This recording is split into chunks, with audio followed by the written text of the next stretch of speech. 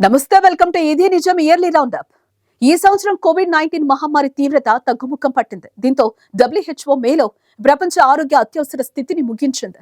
Ukraine పై Russia దండయాత్ర కొనసాగుతోంది. అనేక ఆఫ్రికన్ దేశాల్లో తిరుగుబాట్లు, సాయుధ పోరాటాలు, రాజకీయ సంక్షోభాలు చెలరేగాయి. అక్టోబర్లో హమాస్ దాడికి ప్రతిగా ఇజ్రాయెల్ యుద్ధానికి దిగడంతో ఇజ్రాయెల్ పాలస్తీనా సంఘర్షణ తీవ్రతరమైంది. ఇటువంటి సంఘటనలే కాక పలు ఆసక్తికర సంఘటనలకు 2023 వేదికగా నిలిచింది. ఈ ఏడాది ప్రకృతి వైపరీత్యాలతో ప్రపంచ వ్యాప్తంగా ప్రజలు అల్లాడిపోయారు. టర్కీ, సిరియాలో భూకంపాలు, ఫ్రెడ్డీ తుఫానులతో మలావి, మెజాంబియాలో ఘోర మరణాలు సంభవించాయి. అంతేకాక పలు అంతర్జాతీయ బ్యాంకులు సంక్షోభానికి గురయ్యాయి. ఇక సాంకేతిక రంగంలోనూ పలు మార్పులతో ఆర్టిఫిషియల్ ఇంటెలిజెన్స్ కీలకంగా మారింది. ఇటువంటి మరిన్ని అంశాలు 2023 ఏడాదిలో సంచలనాన్ని సృష్టించాయి.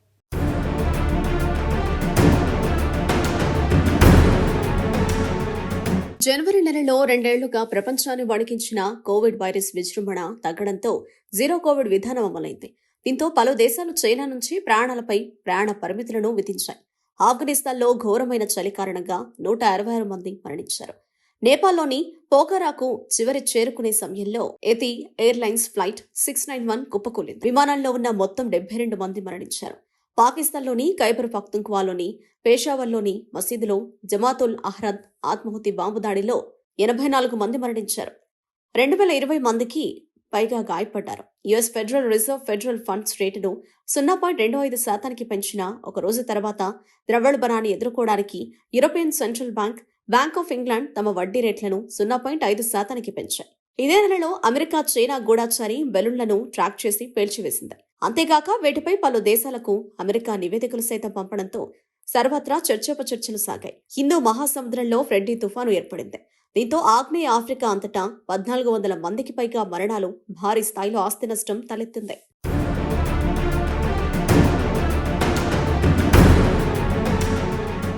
ఐరోపాలో వాతావరణ మార్పులపైన ఎలక్ట్రిక్ వాహనాలను ప్రోత్సహించడం పైన EU కీలక నిర్ణయం తీసుకుంది. దీని ప్రకారం 2035 నుంచి యూరోపియన్ యూనియన్లో కొత్త పెట్రోల్, డీజిల్ వాహనాల అమ్మకాలపై నిషేధం విధించింది. ఇదే నెలలో కౌన్సిల్ ఆఫ్ యూరోప్ సమావేశాల నుంచి రష్యాను ఉపసంహరించుకోవాలని రష్యన్ స్టేట్ డూమాలోని చట్టసభ సభ్యులు ఓటు వేశారు. దక్షిణాఫ్రికా నౌకాదళం హిందూ మహాసముద్రంలో రష్యా, చైనాలతో కలిసి 10 రోజుల ఉమ్మడి సైనిక విన్యాసాన్ని నిర్వహించింది. లిబియాలో అస్థిరతను పరిష్కరించడానికి ఆఫ్రికన్ యూనియన్ శాంతి సదస్సును ఏర్పాటు చేస్తున్నట్లు ప్రకటించింది. యుఎస్తో అణు ఆయుధాల తగ్గింపు ఒప్పందం న్యూ స్టార్ట్లో రష్యా తన భాగస్వామ్యాన్ని నిలిపివేస్తున్నట్లు వ్లాదిమిర్ పుతిన్ ప్రకటించారు. ద్వైపాక్షిక సంబంధాలు మెరుగవడంతో ఒమన్ తన గగనతలాన్ని వినియోగించుకునేందుకు ఇజ్రాయెల్ విమానయాన సంస్థలకు అనుమతి ఇచ్చింది. నైజీరియా ఎన్నికల్లో బోలా టినూబు అధ్యక్షుడిగా ఎన్నికయ్యారు. యూకే, EU సంయుక్తంగా ఉత్తర ఐర్లాండ్ ప్రోటోకాల్ సవరణలకు సంబంధించిన ఒక ఒప్పందాన్ని చేసుకున్నాయి.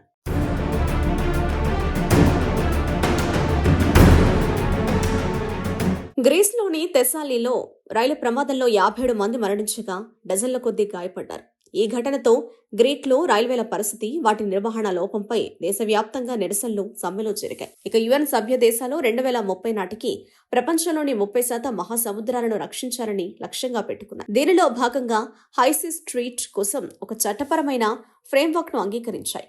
National People's Congress People's Republic of China అధ్యక్షుడిగా జీ జిన్పింగ్ మూడోసారి ఏకగ్రీవంగా తిరిగి ఎన్నుకున్నారు. చైనా మధ్యవర్తిత్వంలో 2016లో తెగిపోయిన దౌత్య సంబంధాల పునఃప్రారంభానికి ఇరాన్, సౌదీ అరేబియా అంగీకరించాయి. యునైటెడ్ స్టేట్స్లో 16వ అతిపెద్ద బ్యాంక్ అయిన సిలికాన్ వ్యాలీ బ్యాంక్ విఫలమైంది. 2008 ఆర్థిక సంక్షోభం తర్వాత అతిపెద్ద బ్యాంక్ వైఫల్యాన్ని సృష్టించి ప్రపంచవ్యాప్తంగా ఉన్న కంపెనీలను ప్రభావితం చేసింది. మార్చిలో ఓపెన్ఏఐ GPT-4ను ప్రారంభించింది.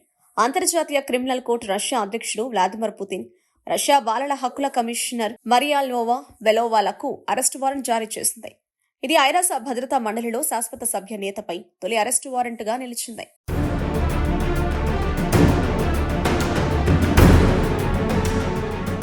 స్విస్ ప్రభుత్వ మధ్యవర్తిత్వంతో ఇన్వెస్ట్మెంట్ బ్యాంక్ UBS 3 బిలియన్లకు క్రెడిట్ సూసీని కొనుగోలు చేయడానికి అంగీకరించింది. 20 మార్చిలో వాతావరణ మార్పులపై ఇంటర్ గవర్నమెంటల్ ప్యానెల్ తన 6వ అసెస్మెంట్ నివేదికను విడుదల చేసింది. అమెరికాలోని మిసిసిపి, అలబామాలో ఓ సుడిగాలి కనీసం 26 మందిని చంపింది. ఈ ప్రకృతి ప్రకోపంలో ఏకంగా 165 మంది గాయపడ్డారు. ఇదే నెలలో ఇజ్రాయెల్ న్యాయ సంస్కరణల నిరసనలు వెల్లువెత్తాయి. ప్రభుత్వ న్యాయపరమైన సమగ్ర ప్రణాళికను విమర్శించిన ప్రధానమంత్రి బెంజమిన్ నేతన్యాహు తన రక్షణ మంత్రిని తొలగించిన నేపథ్యంలో ఇజ్రాయెల్ అంతటా పెద్ద ఎత్తున ఆకస్మిక నిరసనలు చెలరేగాయి. బ్రెజిల్, చైనా మధ్యవర్తిగా యునైటెడ్ స్టేట్స్ డాలర్ వినియోగాన్ని నిలిపివేసి వారి స్వంత కరెన్సీలో వ్యాపారం చేయడానికి అంగీకరించాయి. బుర్కినా ఫాసో ఉత్తర కొరియాతో దౌత్య సంబంధాలను 2017లో సస్పెండ్ చేసిన తర్వాత అధికారికంగా పునఃప్రారంభించింది. ఫిన్లాండ్ నాటోలో 31వ సభ్య దేశంగా మారింది. రష్యాతో కూటమి సరిహద్దు వివాదాన్ని రెట్టింపు చేసింది. జెరూసలంలోని అలక్సా మసీదు వద్ద పాలస్తీనియన్లు, ఇజ్రాయెల్ పోలీసుల మధ్య ఘర్షణలు జరిగాయి.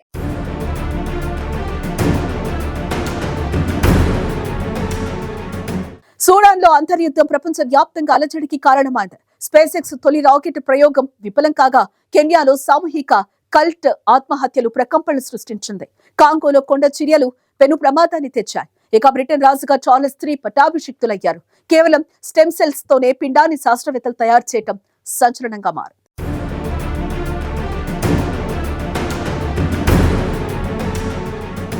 ఉక్రెయిన్పై రష్యా దాడికి సంబంధించి విదేశీ సైనిక సహాయాన్ని వివరించి పెంటగాన్ నుండి 2 పత్రాలు లీకులు ఇంటర్నెట్లో లీక్ చేయబడ్డాయి. మయన్మార్లోని బజిగి గ్రామంలో people's defence force administration office ప్రారంభ వేడుకల సందర్భంగా మయన్మార్ వైమానిక దళ కాల్పులో కనీసం 165 మంది మరణించారు. సుడానీస్ సాయుధ దళాలు, పారామిలిటరీ ర్యాపిడ్ సపోర్ట్ ఫోర్సెస్ మధ్య పోరాటం ఆరంభమైంది. యోమెన్లోని సనాలో రంజాన్ చారిటీ ఈవెంట్లో తొక్కిసలాటతో 90 మంది మరణించగా మరో 322 మంది గాయపడ్డారు. Space X star ship rocket Texas నుండి ఒక టెస్ట్ ఫ్లైట్ లో మొదటిసారిగా ప్రయోగించబడింది. అయితే ప్రయోగించిన 4 నిమిషాలకే అది పేలిపోయింది. కెన్యాలోని షాక్హోలా అడవిలో సామూహిక కల్ట్ ఆత్మహత్య బయటపడింది. గుడ్ న్యూస్ ఇంటర్నేషనల్ మినిస్ట్రీస్ 429 మంది అనుచరులు అడవి అంతటా లోతులేని సమాధుల్లో శవాలుగా లభించగా 613 మందికి పైగా తప్పిపోయారు. మేలో శాన్ ఫ్రాన్సిస్కోకు చెందిన ఫస్ట్ రిపబ్లిక్ బ్యాంక్ విఫలమైంది. ఈ పతనం మార్చిలో జరిగిన సిలికాన్ వ్యాలీ బ్యాంక్ పతనాన్ని అధిగమించి యుఎస్ చరిత్రలో రెండో అతిపెద్దదిగా మిగిలింది. మే 3న సెర్బియాలోని బెల్గ్రేడ్లో పాఠశాలలో కాల్పులు జరిగాయి.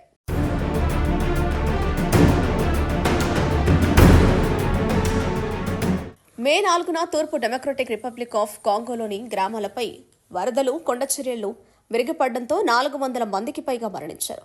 ప్రపంచ ఆరోగ్య సంస్థ కోవిడ్-19ని ప్రపంచ ఆరోగ్య అత్యవసర పరిస్థితి నుంచి తొలగించింది. మే 6న యునైటెడ్ కింగ్డమ్, ఇతర కామన్వెల్త్ రాజ్యాలకు రాజు, రాణిగా చార్లెస్ III కెమిల్లాల పట్టాభిషేకం లండన్లోని వెస్ట్ మిన్స్టర్ అబ్బేలో జరిగింది. 2011 నుంచి సస్పెండ్కు గురైన సిరియా అరబ్ లీగ్లోకి తిరిగి చేరింది. హిందూ మహాసముద్రంలో మోచా తుఫాను ఏర్పడి మయన్మార్, బంగ్లాదేశ్లను తాకడంతో 400 మందికి పైగా మరణించగా 700 మందికి పైగా గాయపడ్డారు. 49వ G7 శిఖరాగ్ర సమావేశం జపాన్లోని హిరోషిమాలో నిర్వహించారు. జమాల్ ఖషోగి హత్యోదంతంతో 2018లో తెగిపోయిన దౌత్య సంబంధాలను పునరుద్ధరించడానికి కెనడా, సౌదీ అరేబియా అంగీకరించాయి. రష్యా, బెలారస్ అధ్యక్షులు రష్యా వ్యూహాత్మక అణ్వాయుధాలను బెలారస్ భూభాగంలో ఉంచడానికి అనుమతించే ఒప్పందంపై సంతకం చేశారు. టర్కీ అధ్యక్ష ఎన్నికల్లో రెసెప్ తయ్యిప్ ఎర్డోగాన్ 52.18% ఓట్లతో గెలిచి 3సారి అధ్యక్షుడిగా గెలుపొందారు.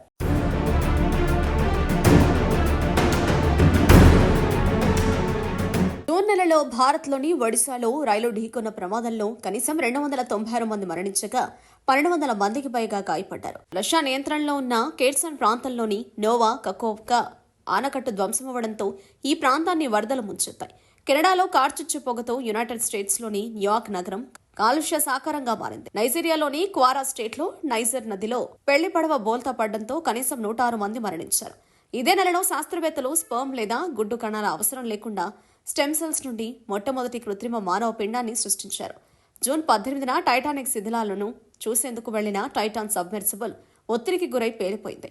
ఈ ఘటనలో 5 మరణించారు. ఐక్యరాజ్య సమితి జనరల్ అసెంబ్లీ హైసీస్ ట్రీటీని ఏకగ్రీవంగా ఆమోదించింది. ఇది అంతర్జాతీయ జలాల్లో సముద్ర పరిరక్షణకు ఉద్దేశించింది. దౌత్య సంబంధాల పునరుద్ధరణకు ఖతార్, యునైటెడ్ అరబ్ ఎమిరేట్స్ అంగీకరించాయి. హోంజురాస్లోని మహిళా జైల్లో చెలరేగిన అల్లర్లలో కనీసం 46 మంది మరణించారు.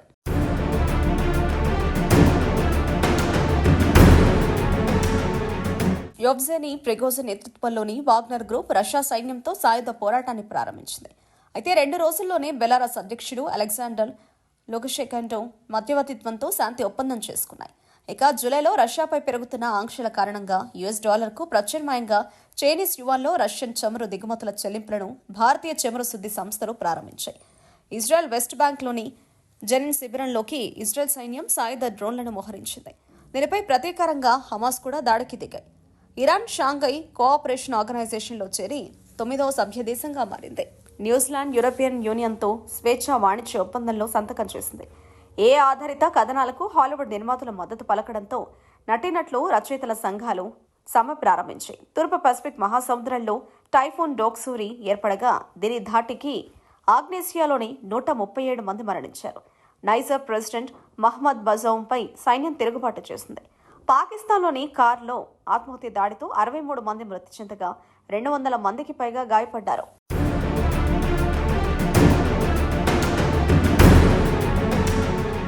ప్రపంచవ్యాప్తంగా గ్లోబల్ వార్మింగ్ గణనీయంగా పెరిగిపోయింది. పలుచోట్ల కార్చిచ్చులు వెల్లువెత్తి ప్రజలను భయభ్రాంతులకు గురిచేశాయి. చంద్రయాన్-3 ప్రాజెక్టుతో నాసా తొలి విజయాన్ని కైవసం చేసుకోగా మీడియా రారాజు రూపక్ మర్డోక్ పదవి విరమణ ప్రకటించారు. వాయువ్య చైనాలో భూకంపం ప్రపంచ దేశాలను సైతం వణికించింది. COP28లో శిలాజ ఇంధనాల వినియోగాన్ని తగ్గించాలన్న తీర్మానానికి ప్రపంచ దేశాలు మద్దతిచ్చాయి.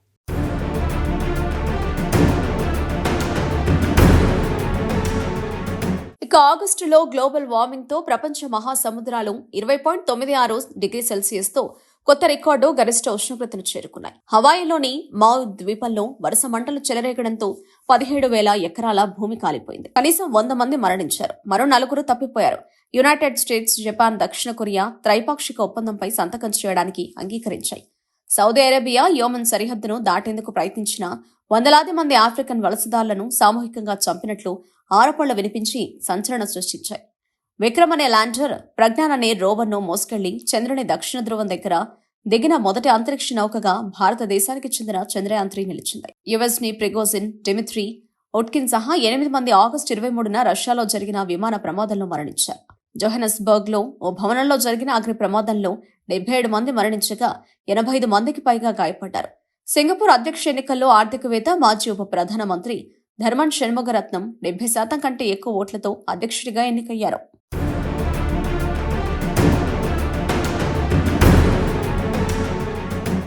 సెప్టెంబర్లో భారత అంతరిక్ష పరిశోధనా సంస్థ ఇస్రో తొలిసారిగా ఆదిత్య ఎల్1ని విజయవంతంగా ప్రయోగించింది.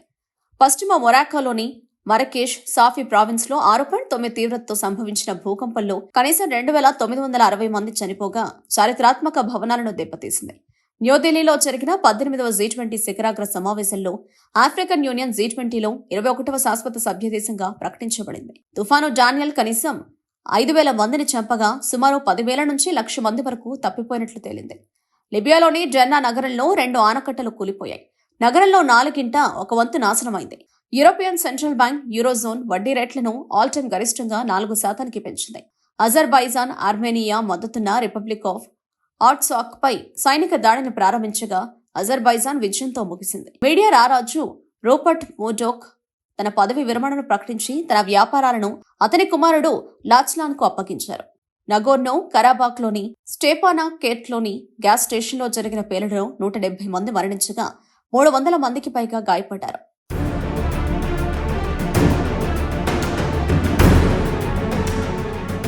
అక్టోబర్ నెలలో Kevin మెక్కార్తీ United states house of representative స్పీకర్గా తొలగించబడ్డారు.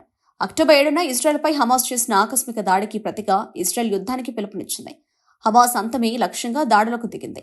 ఆఫ్ఘనిస్తాన్లోని హెరాత్ ప్రావిన్స్ లో వరుస భూకంపాలు సంభవించాయి. ఇరాన్, తుర్క్మెనిస్తాన్లో సంభవించిన ప్రకంపనలతో 1000 మందికి పైగా మరణించారు. నవంబర్లో మొదటి AI భద్రతా శిఖరాగ్ర సమావేశం యునైటెడ్ కింగ్డమ్లో జరిగింది. దీనిలో 28 దేశాలు కృత్రిమ మేధస్సు ప్రమాదాల నిర్వహణపై ప్రపంచంలోని తొలి ఒప్పందంపై సంతకాలు చేశాయి. యుఎస్ సర్జన్లు ప్రపంచంలోనే మొట్టమొదటి మొత్తం కంటి మార్పిడి సర్జరీని విజయవంతంగా చేశారు. ఇదే నెలలో అమెరికా అధ్యక్షుడు జో బైడెన్తో కీలక శిఖరాగ్ర సమావేశాన్ని నిర్వహించడానికి చైనా అధ్యక్షుడు జీ జిన్పింగ్ 2017 తర్వాత తొలిసారిగా యునైటెడ్ స్టేట్స్ ను సందర్శించారు. చైనా, యుఎస్ రెండు తాత్కాలికంగా నిలిపివేసిన సైనిక కమ్యూనికేషన్లను తిరిగి తెరవడానికి, పెరుగుతున్న వాతావరణ సంక్షోభానికి వ్యతిరేకంగా సహకరించుకోవడానికి అంగీకరించాయి.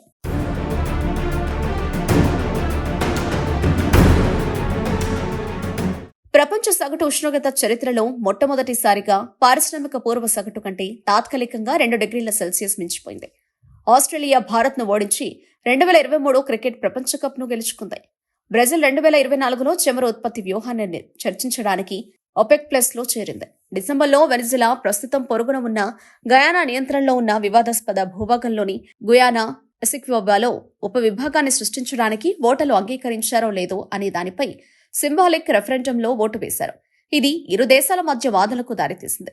Google deep mind Gemini language మోడల్ను విడుదల చేసింది. దుబాయ్లో జరిగిన COP28 వాతావరణ శిఖరాగ్ర సమావేశంలో శిలాజ ఇంధనాల నుంచి దూరమవ్వాలని పలు దేశాలు తీర్మానం చేశాయి. Kuwait Emir Nawaf al Ahmad al Jaber al Sabah 86 సంవత్సరాల వయసులో మరణించారు. కార్గో ఇంధన రవాణా కోసం ప్రపంచంలోని అత్యంత ముఖ్యమైన మార్గాల్లో ఒకటైన ఎర్ర సముద్రంలో హౌతీ తిరుగుబాటుదారులు నౌకలపై దాడులతో సర్వత్రా ఉద్రిక్తతలు నెలకొన్నాయి. వాయువ్య చైనాలో సంభవించిన భూకంపంలో కనీసం 131 మంది మరణించారు.